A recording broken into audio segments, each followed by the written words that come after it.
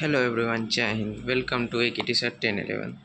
तो आज इस वीडियो में हम आपको बताएंगे कि इतिहास क्या है और इतिहास के प्रकार कितने हैं। ठीक है, चलिए शुरू करते हैं। इतिहास हिस्ट्री, इतिहास basic to advance recorded video है आपका for all competitive exams basic to advance class by एक टीचर 10-11। चैनल को सब्सक्राइब नहीं किया तो चैनल को सब्सक्राइब कर लीजिएगा। Important links, notes and new PDF की बात करूँ तो आपका जो नोट्स है वो टेलीग्राम चैनल पे आप सर्च मारिएगा एक टीचर 10-11, तो वहाँ पे ये नोट्स आपको प्रोवाइड कराए जाएंगे। ठीक है, इंस्टाग्राम पे आप मुझे फॉलो कर सकते हैं, व्हाट्सएप चैनल है वहाँ पे भी आप जाके फॉलो कर सकते हैं, वहाँ पे आपको न्यू अपडेट्स मिलते रहेंगे। ठीक है, चलिए आगे चलते हैं। इतिहास हिस्ट्री, अतीत का अध्ययन इतिहास कहलाता है। ठीक है, अतीत का अध्ययन इतिहास कहलाता है। इतिहास के प्रकार, इतिहास के 3 प्रकार होते हैं।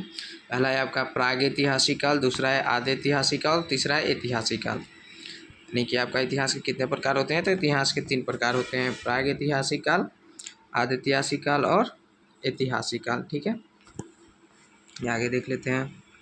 प्रागैतिहासिक काल में आपका क्या क्या आ जाएगा? प्रागैतिहासिक काल में आपका आ जाएगा पूरा पाषाण काल, मध्य पाषाण काल, नव पाषाण काल और ताम्र पाषाण काल। क्वेश्चन आपको आ सकता है कि प्रागैतिहासिक काल में क्या क्या आता है? तो पूरा पाषाण काल आता है, मध्य पाषाण काल आता है और नव पाषाण काल आता है। ठीक है, और ताम्र पाषाण काल भी आता है।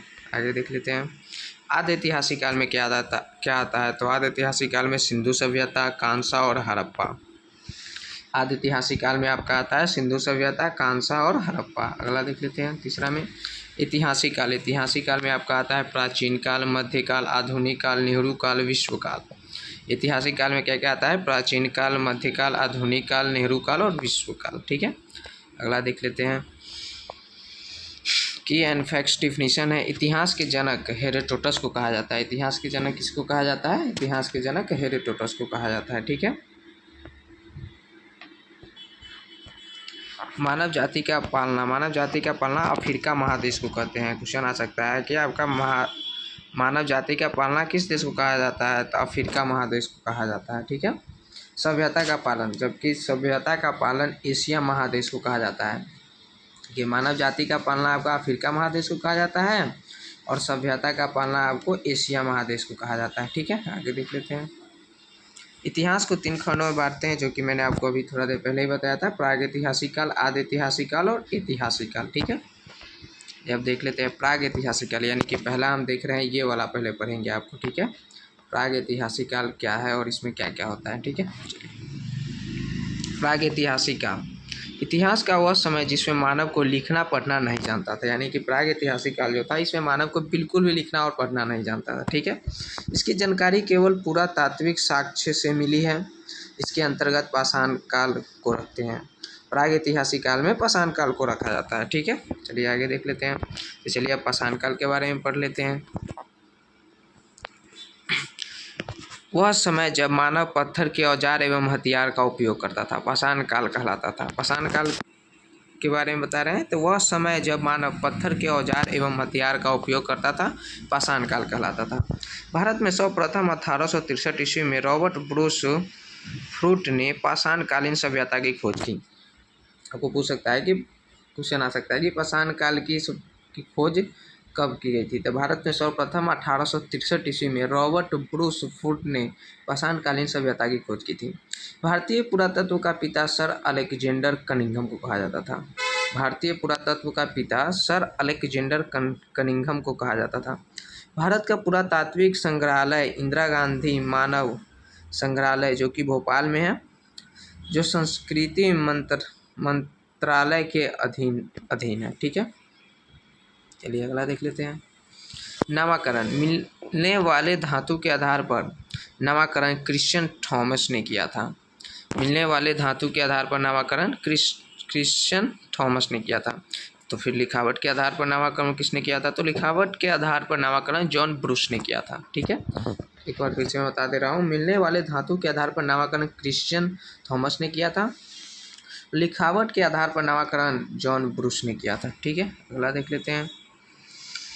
पूरा पाषाण काल कब से कब तक चला था? तो पूरा पाषाण काल 20 लाख ईसा पूर्व से 12,000 ईसा पूर्व तक चला था। पूरा पाषाण काल कब से कब तक चला था? तो पूरा पाषाण काल 20 लाख ईसा पूर्व से 12,000 ईसा पूर्व तक चला था। इसके बारे में जान जाते हैं। यह इतिहास का सबसे प्रारंभिक समय था। पूरा पाषाण काल जो था वो इतिहास का सबसे प्रारंभिक समय था। ठीक है, इस समय के मानव को आदि मानव कहा जाता था। पूछ सकता है कि किस काल को आदि मानव कहा जाता था? तो पूरा पाषाण काल के समय में मानव को आदि मानव कहा जाता था। ठीक है, इस समय का मानव खानाबदोश, खाद्य संग्राहक, अर्थात उसके जीवन का मुख्य उद्देश्य जानवरों की भांति ही अपना पेट भरना था। ठीक है, इस समय का मानव खानाबदोश था, उसके जीवन का मुख्य उद्देश्य जानवरों की भांति अपना पेट भरना था। इस समय के मानव की सबसे बड़ी उपलब्धि आग की खोज थी। पूरा पाषाण काल में ही आग की खोज की गई थी और इस समय के मानव की सबसे बड़ी उपलब्धि आग की खोज थी। ठीक है, इस समय मानव पत्थर के बड़े बड़े औजार का इस्तेमाल करते थे। किस लिए? तो शिकारी करने के लिए करते थे, शिकार करने के लिए करते थे। उस समय जो मानव पत्थर के बड़े बड़े औजार का इस्तेमाल करते थे, उपयोग करते थे, तो क्यों करते थे? तो शिकार करने के लिए करते थे।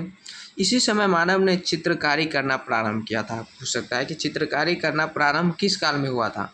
तो पूरा पाषाण काल में हुआ था। ठीक है, भीमबेटका की गुफाओं में पूरा पाषाण काल के चित्र देखने को मिलते हैं, जो मध्य प्रदेश के अब्दुल्लागंज रायसेन में स्थित है।